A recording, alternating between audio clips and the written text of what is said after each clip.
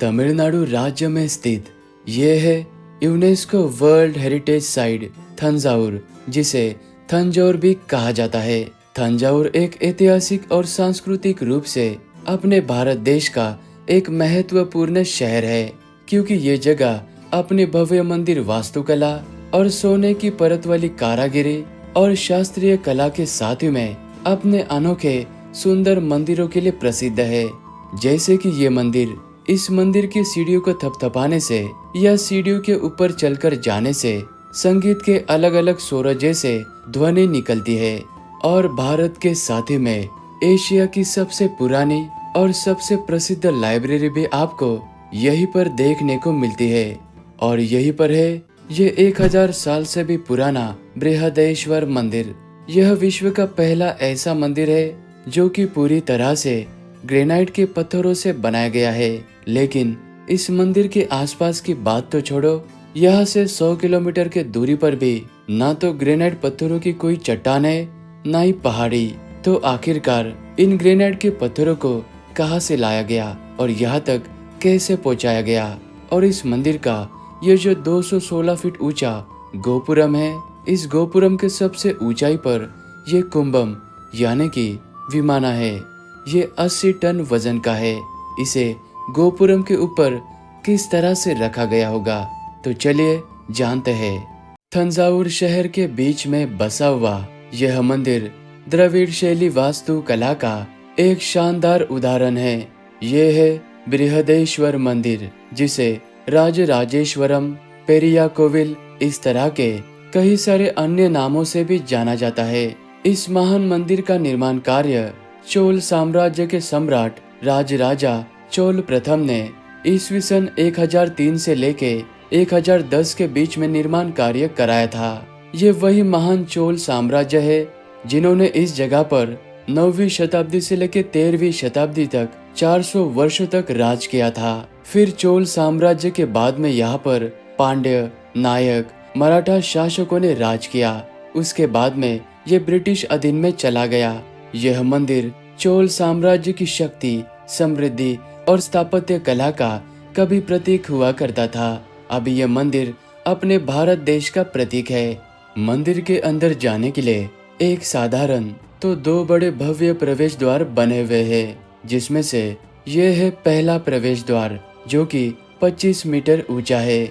इस पहले प्रवेश द्वार का निर्माण राजराजा चोला प्रथम ने केरला में चेरा साम्राज्य के राजा को हराने के बाद युद्ध जीतने के खुशी में बनवाया था। और ये है दूसरा भव्य प्रवेश द्वार।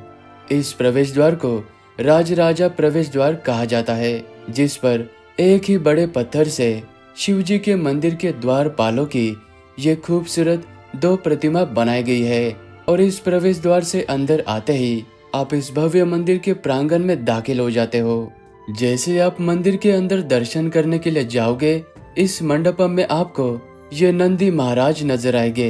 इतने भव्य रूप में नंदी महाराज को, वो भी 25 टन वजन के, एक ही पत्थर से बनाए गए, थंजावुर में मैंने अपने जीवन में पहली बार देखा था। इन नंदी महाराज की अपनी एक कहानी है। 11वीं शताब्दी में जब राजराजा प्रथम ने इस मंदिर को बनाया था, तब इस बड़े से नंदी के जगह पर यह छोटे से नंदी को विराजित किया था। लेकिन जब नायक साम्राज्य यहाँ पर आया, तो नायक राजा ने देखा कि शिवजी का मंदिर बहुत ही भव्य और बहुत ही बड़ा है, लेकिन शिवजी का नंदी बहुत ही छोटा। तो नायक राजा ने ही इस बड़े से नंदी को यहाँ पर विराजमान किया और छोटे से नंदी को फिर यहाँ पर रख दिया गया था। और जैसे मैं मंदिर के अंदर दर्शन करने के लिए गया, मुझे बिल्कुल भी पता नहीं था कि मंदिर के गर्भगृह में 12 फीट ऊंचा और 12 टन वजन का भगवान भोलेनाथ जी का शिवलिंग स्थापित है।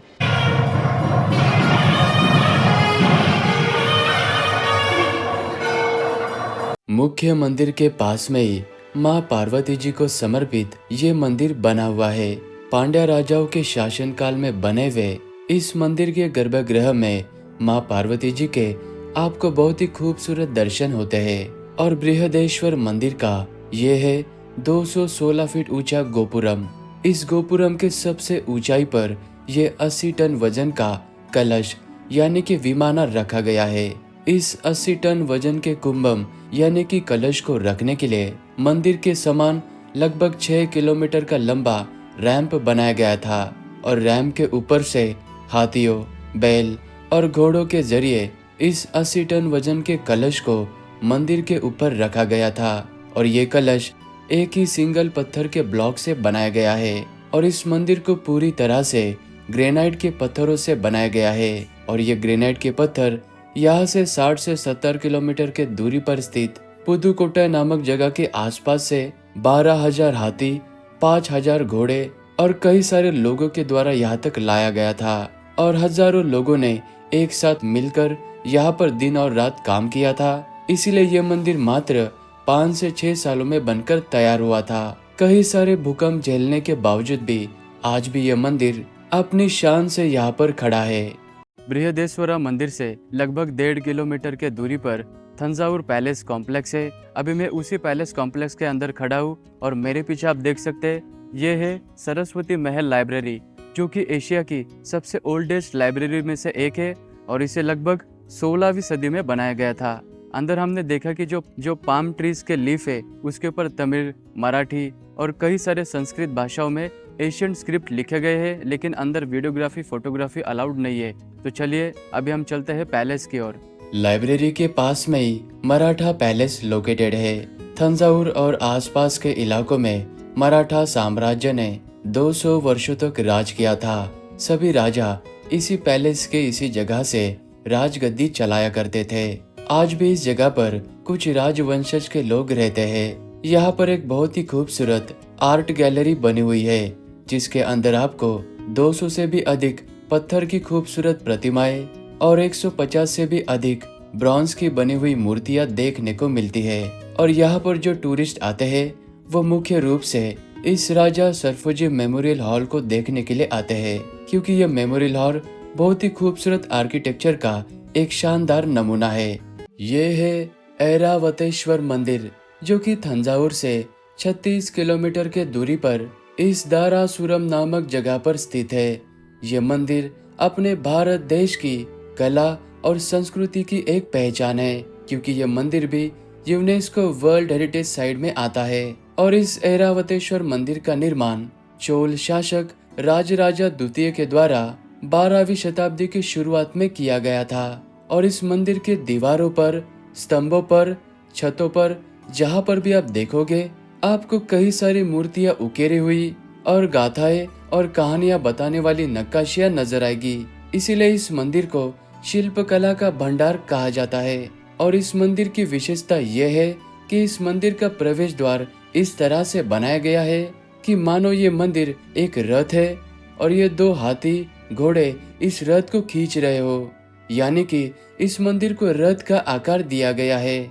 और जैसे आप मंदिर के अंदर दर्शन करने के लिए जाओगे तो सामने आपको ये वाला मंदिर नजर आएगा। इस मंदिर में माँ पार्वती जी विराजमान है और इस मंदिर को थंजावुर के नायक शासकों के द्वारा बनाया गया था और ये मंदिर भगवान शिव जी को समर्पित है। तो यहाँ पर आपको भगवान शिव जी के बहुत ही दिव्य और अवलोकनीय दर्शन होंगे।